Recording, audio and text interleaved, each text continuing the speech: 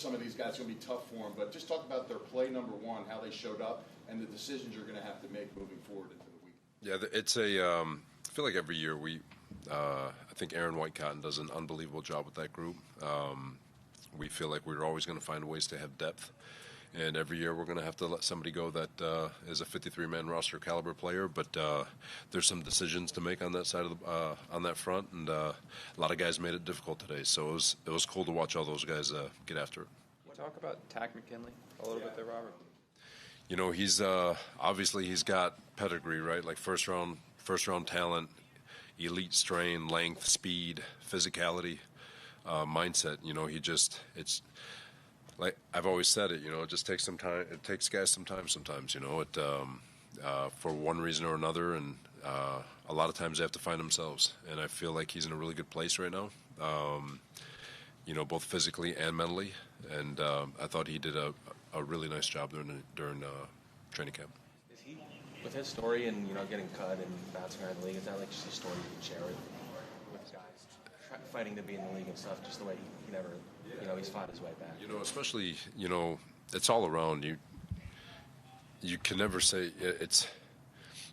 You think about these young men; they get drafted, whether it's first, seventh round, whatever it is, and you know, within a year, people want to throw guys away. 2 years, 3 years, whatever, and you know, you get your opportunity, and it's gone in a flash. And it's like I've said, sometimes they just take a little bit longer. And to his credit, he stayed in shape. He got the opportunity in minicamp, was really impressive, brought him in, and he's attacked it from there. And, you know, so credit to him. You know, like I said, he's always had the physical tools. It was always just a matter of him getting to the right place mentally, and I feel like he's in that spot right now. He appeared to be, like, running fourth all summer. What were his chances coming in, and how did he maybe help himself tonight? I think he's helped himself. I don't think this game really I think he helped himself with regard to, you know, everyone noticing, but it's nothing that we haven't noticed already. He's had an awesome training camp, and he's one of those guys that we're gonna have to make decisions on. You know, so it's a really good D-line group, and it's good to have guys like him who can rush the passer.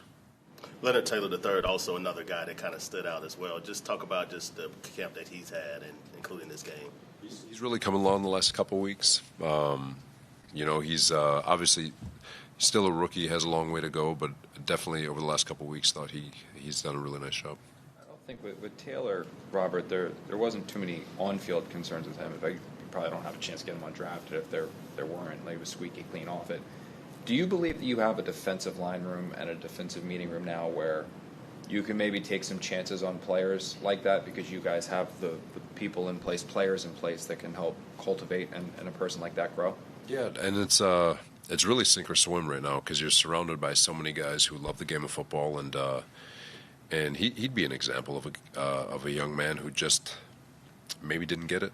And then he sees how these guys work, and he sees Quinnen and Jermaine and Clem and everybody in that D-line room, Kinlaw, and I mean I can go through the entire group. You can't not match the level of intensity and effort that happens in that D-line room. So, you know, so credit to him.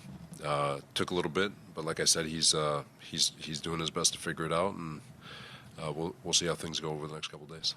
You had a few guys get hurt tonight. Is there any updates you can give on any of those guys? Xavier could have came back in.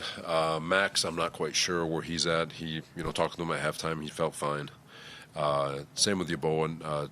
You know, we'll get a scan on him tomorrow and see where he's at, but it doesn't sound like it's anything long term.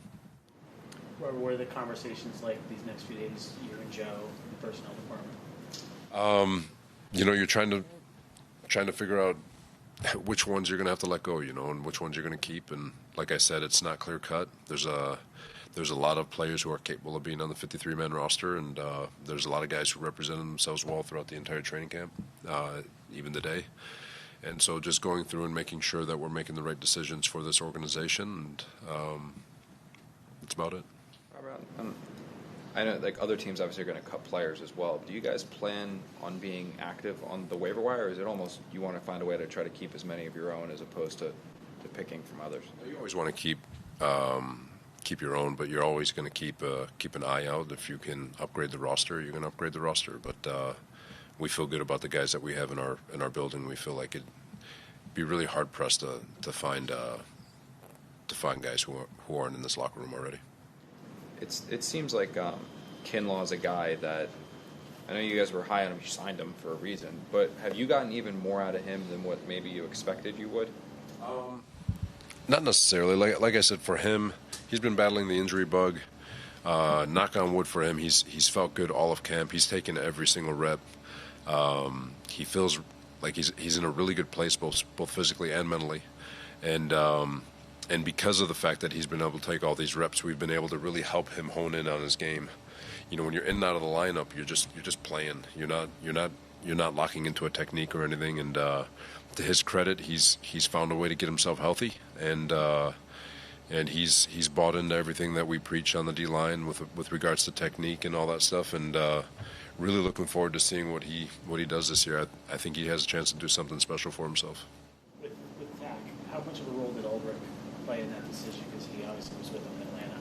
Yeah, he Ulbrich, obviously he has the familiarity, and they've kept in constant contact, and he had a big role in it, and just asking for a workout, and he came in for a workout, brought him in for minicamp, and then from there Takk took it himself. So having the connection with Ulbrich definitely helped him get into this building to make sure to get some eyes on him, to give him that workout and that tryout in minicamp, and from there he's done it all himself. How did you grade his breakdancing performance? I'll check out the tape, but anytime you have time to break dance on the football field, it's pretty cool. I can't take credit for this. It was actually Eagle Eye Kaz over here, but white shirt today. Oh. I don't know. My wife asked me to change it up, so happy wife, happy life. We won't discuss the challenge. Oh, good. At least it won.